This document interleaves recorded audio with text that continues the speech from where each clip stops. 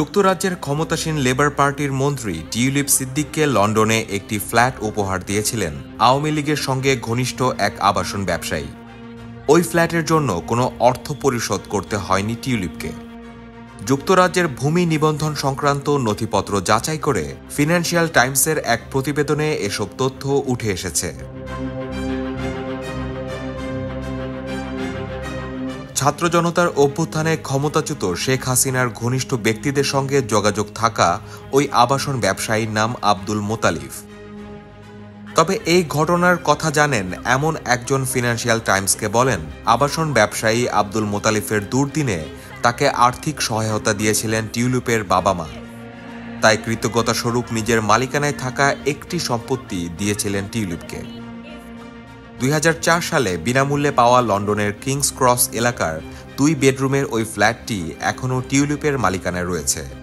Tulip Siddiqui বর্তমানে যুক্তরাজ্যের অর্থনীতি বিষয়ক মিনিস্টার হিসেবে দেশটির আর্থিক খাতে দুর্নীতি বন্ধের দায়িত্বে আছেন।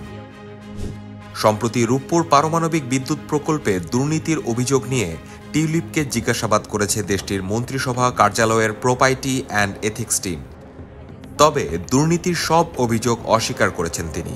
শেখ হাসিনার ঘনিষ্ঠদের বিরুদ্ধে বাংলাদেশের ব্যাংক থেকে বিপুল পরিমাণ অর্থ পাচার করে যুক্তরাজ্য, যুক্তরাষ্ট্র, সংযুক্ত আরব আমিরাত ও সিঙ্গাপুরে সম্পত্তি কেনার অভিযোগ রয়েছে।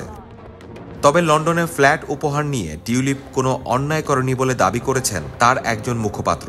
তিনি বলেছেন, টিউলিপের ওই ফ্ল্যাট পাওয়া বা অন্য কোনো সম্পত্তি অর্জনের সঙ্গে আওয়ামী লীগের সংশ্লিষ্টতার খবর ভুল।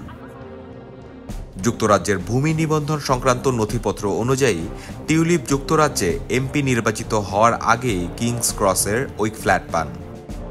এর অর্থ হল নির্বাচনে দাঁড়ানোর জন্য তাকে ওই ফ্ল্যাটের ব্যাপারে কোনো তথ্য দিতে হয়নি।